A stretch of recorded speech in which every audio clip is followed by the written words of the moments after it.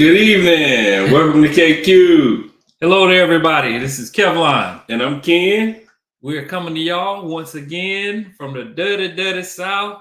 This is where every single broad you meet, you fall in love. Sometimes. Except for about 95% of them. Yeah. But good to see y'all tonight.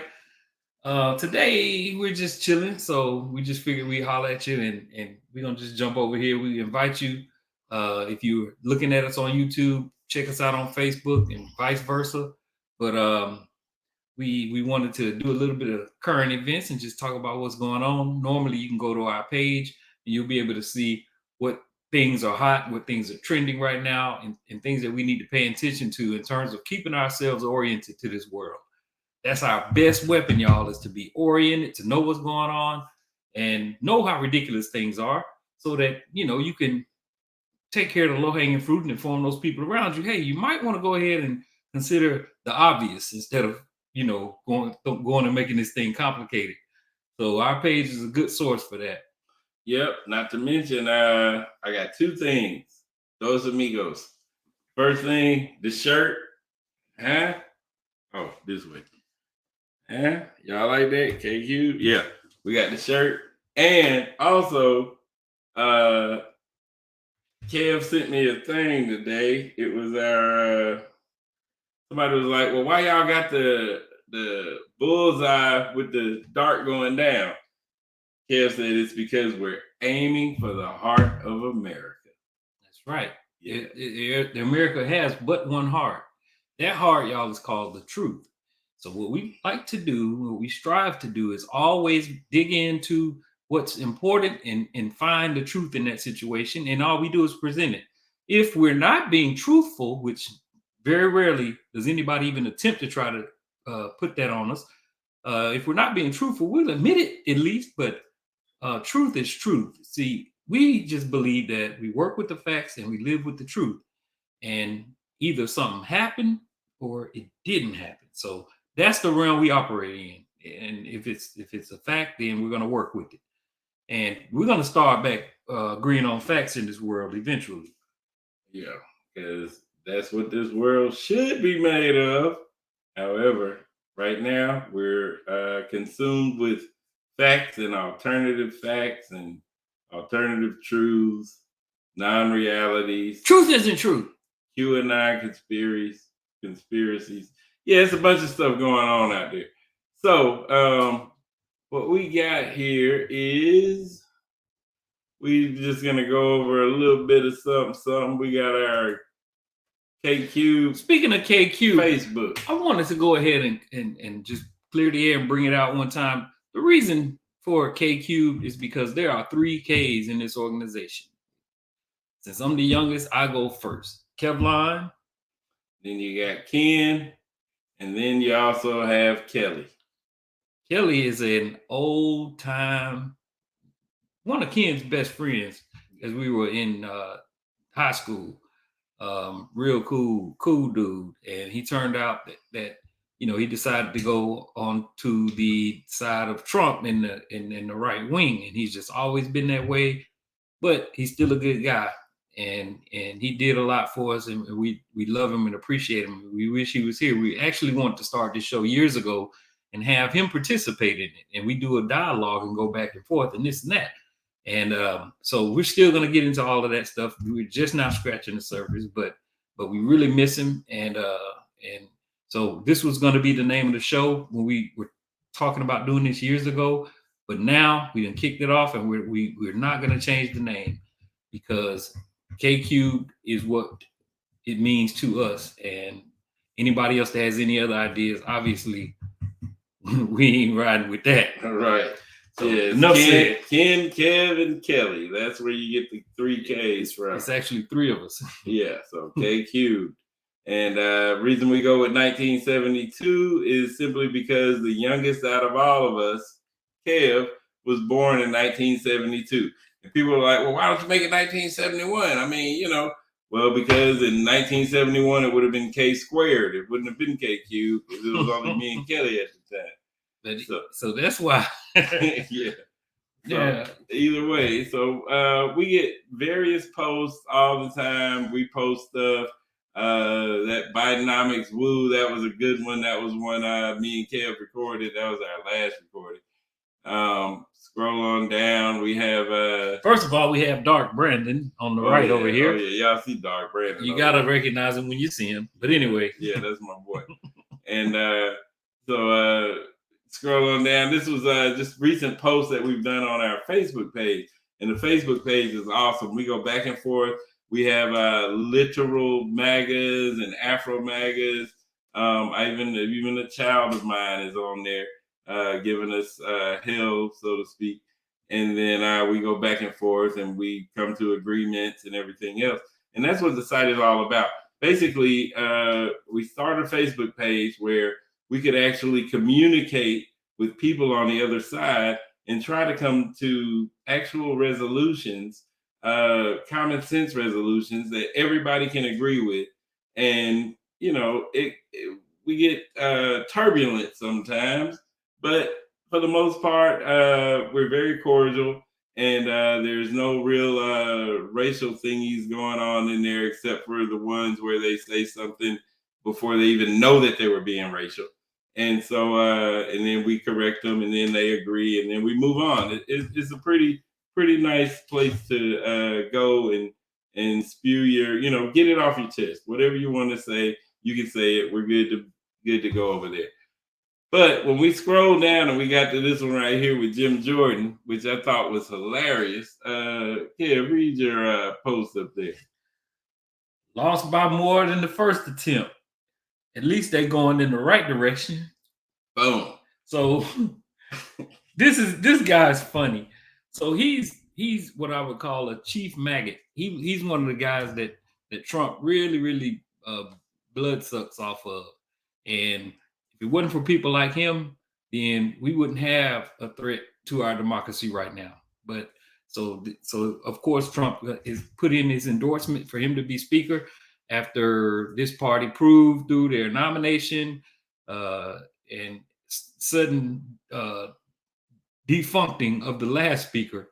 Now they sit here and put this guy up. So this is just how dysfunctional this party is. So the whole time we're talking about this, just remember, you know, in order to have a speaker, that means that this is somebody that's prominent within your party, that has proven themselves legislatively and proven themselves effective with communication and prove themselves effective with fundraising and bringing the caucus along to make sure that people vote according to what the party represents. Party platform normally. This party don't even have a platform right now.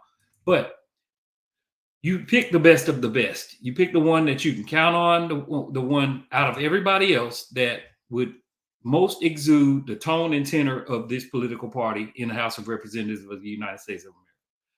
So this is the choices that they provided us. We got two wonderful choices. We got Battle for the Gravel. We got Jim Jordan, and he left yesterday and said he's not coming back. So I can't even remember his name. That's David Duke without the baggage is what he called himself. Yeah. Yeah, David Duke without the baggage. That's David Duke without the baggage, and that's Jim Jordan. These are the two guys that they picked. Yeah. So Jake Tapper put together a pretty good ensemble of Jeff Jordan's complicity and helpfulness during the January 6th insurrection attempt. Yeah. No wonder Donald Trump endorsed him to be Jim Jordan to be speaker. Yeah. So let's play it. Hopefully it won't be a commercial. Let's see. A couple of prominent Republicans have been issuing a stark warning about Jim Jordan, specifically about his role in attempting to overturn the presidential election of 2020. Jim Jordan knew more about what Donald Trump had planned for January 6th than any other member of the House of Representatives. Jim Jordan was part of the conspiracy in which Donald Trump was engaged as he attempted to overturn the election.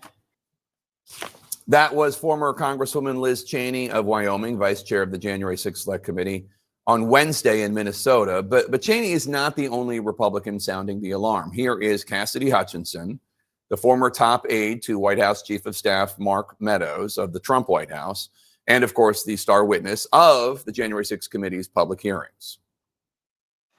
But Jim Jordan was privy to nearly everything, if not everything, about and pertaining to January 6th. Jim Jordan can't be trusted with the Constitution. Jim Jordan scored former President Trump's endorsement early this morning, which should come as no surprise to anyone if you take a closer look at the great lengths that Jordan went to try to keep Trump in power after he lost the election. Here is Jordan in Harrisburg, Pennsylvania, attending a Stop the Steal rally 2 days after Election Day. In the weeks and months after that, Jordan went on various right-wing media outlets where he attempted to sow distrust in the 2020 election and made baseless claims of election fraud.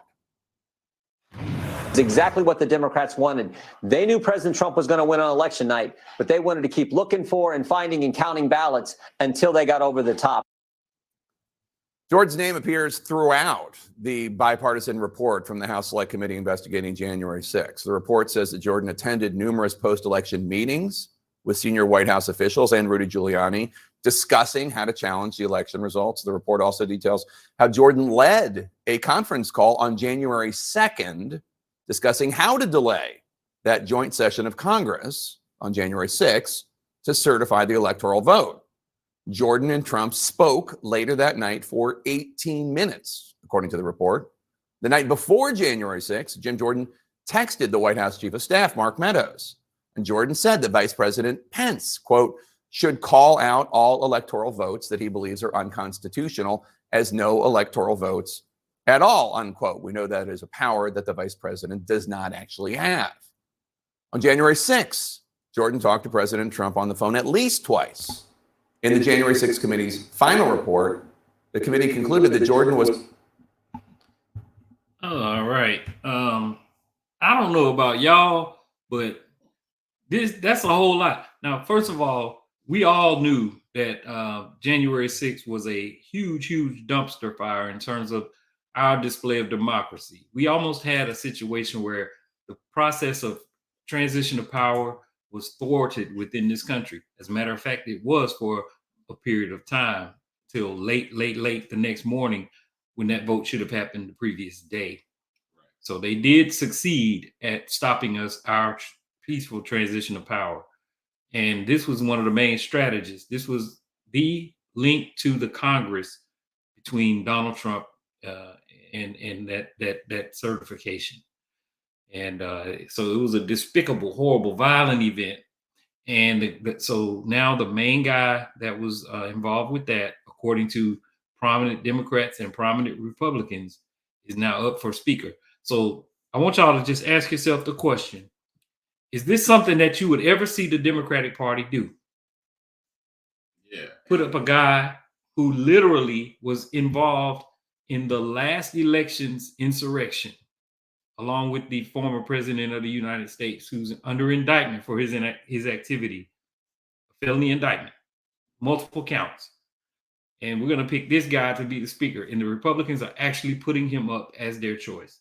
This should tell you everything you need to know about that party. This should tell you everything you need to know that you'll never see the Democratic Party do anything close to this. It's just absolutely unacceptable and ridiculous when you're talking about running a democracy. You cannot have one of the two prominent parties doing something like this. It doesn't make any sense. It's ridiculous. What's the Democrat guy's name that's under indictment that Booker's trying to make get out? The senator. I can't remember right this second. Yeah, the one Menendez. Menendez. Yeah, he had the gold bars and money in the jackets and stuff like that. Yeah. So imagine if we put him up, or the Democrats speaker. Put him up for the Speaker of the House, or the number one in the Senate, and Chuck Schumer. Put him in to succeed Chuck Schumer. Yeah. Instead of that, the Democrats are calling for him to resign by and large. Yeah. for the most part. I mean, heck, I'm calling for him to resign. I would have loved for and him I to got the resign. T-shirt. And Yeah. so, but see, these guys, they're into a person rather than a party or an ideology or whatever. The Republican Party does not have a platform. They went into their 2020 election with no platform. People had platforms back in the 1800s here in the United States of America. And so the fact that they pretend that they don't have to be accountable for a position and be principled to anything, they can't afford to do that because they're a party of people like Donald Trump and Jim Jordan. You know, their ideology is the way, whatever it is. So there's no principles. Yeah. So speaking of principles, not to mention was Jeff Jordan, Jim Jordan, Jimmy, oh Jimmy Bob, Gymnasium. yeah, Jimmy No Jacket. He not only was he involved in the January 6th, but I'm sure it's almost widely covered now in mass media and yeah. Either way, let me click this button. Wow. So y'all remember when he used to be a coach over at Ohio State?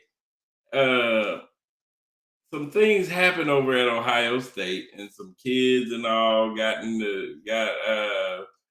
well, the team doctor was in the showers fooling with the little boys.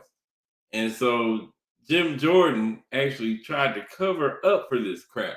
Now, all of this Don't stuff, take our word for it. yeah, it's just all over the internet. I just Googled Jim Jordan wrestling coach. And then all this stuff, you know, here's what we know about Ohio State. Ohio State wrestling scandal. Where is the good one I just saw? Turned a blind eye to sex abuse allegations, you know, all of that stuff. So it was kind of funny. Randy Rhodes did a really good rendition of it where she showed one of his sycophants that's trying to help him get elected. And this is one of the people that are members of the House with him, a former Republican. He's getting ready to give his opinion to a reporter as to whether or not this whole Ohio State University sexual allegation, where he denied that he knew about the abuse for all those years, and it was hundreds of students, hundreds of them. Yeah. Either way, check this out. And now he's gotten his friends in Congress to lie for him, too. Do the allegations that he turned a blind eye to sexual assault at Ohio University cause any problems for you, or the allegations that he had knowledge of Donald Trump's attempts on January 6th and leading up to it to stop the election certification? Well, first, Margaret, the allegations at Ohio State, there's not one person who's ever said that they have knowledge of Jim Jordan having any knowledge. What? And what occurred at Ohio State wasn't even under Jim Jordan. He was not the head coach. This was not something that he had responsibility for. So those that are making accusations are making, just presumptions of, well, he would have had to have known.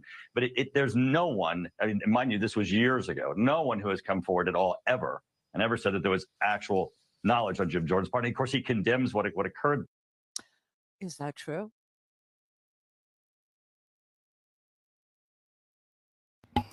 So, yeah. The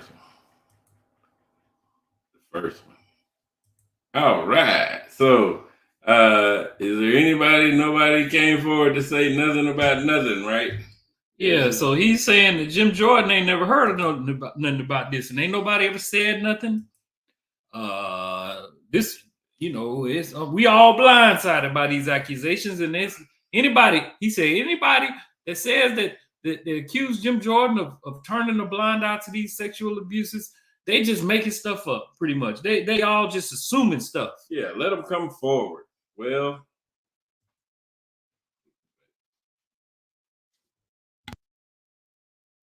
Jim Jordan called me crying.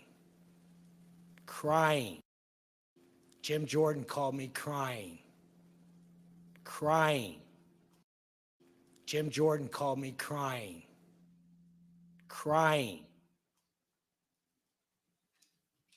Groveling on the 4th of July, begging me to go against my brother. Begging me.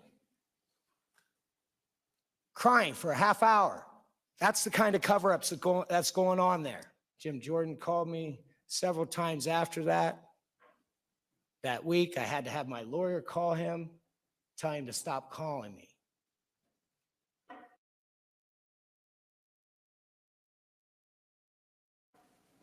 I had a teammate, George Pardos, I called and told him, call Jim Jordan and tell him to quit calling me or I'm going to beat his ass. He's throwing us under the bus, all of us.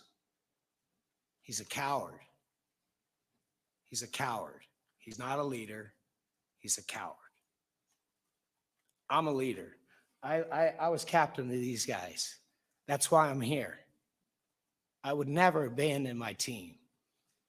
He abandoned us. Our head coach abandoned us. He's flipped his story.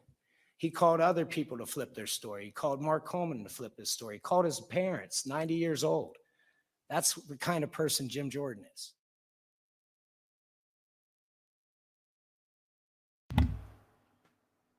Yeah. So all of a sudden, here we go. That's your boy, Jim Jordan. Quick rundown. We just had to let y'all know. So this is the guy, again, that the Republicans have put up for speaker. Mind you, we have all kind of crises going on in this country. The House of Representatives is half of 1/3 of our government. And they cannot do anything. They can't fund anything. You know, all spending comes from out of the House of Representatives.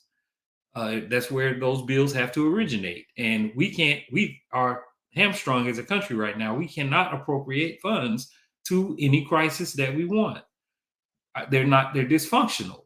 And even in this point of desperation, they're still putting up Gymnasium Jordan as their candidate. And that's why they're in lockdown right now. They can't put it, they're not going to be able to get through this. He got less votes today than he did yesterday. Yeah. They're moonwalking their way through this process. Yeah. I mean, they're bumbling. These people do not know how to govern, y'all. They don't. I have a suggestion. Jeffries. Y'all can use Jeffries. I mean, he's a pretty sensible guy. You know, he loves America. He loves the people of America, wants to see good happen to him. Hey, maybe if those same 20 people that won't vote for Jim Jordan, they can vote for Jeffries.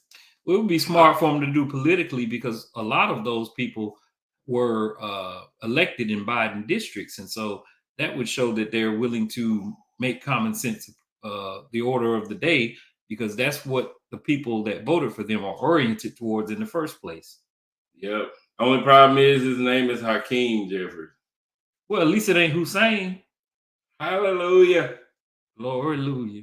Hey, y'all be good. No, good but there's one more. You gotta. No, it ain't. Yes, it is one more video, ain't it? No, that's it.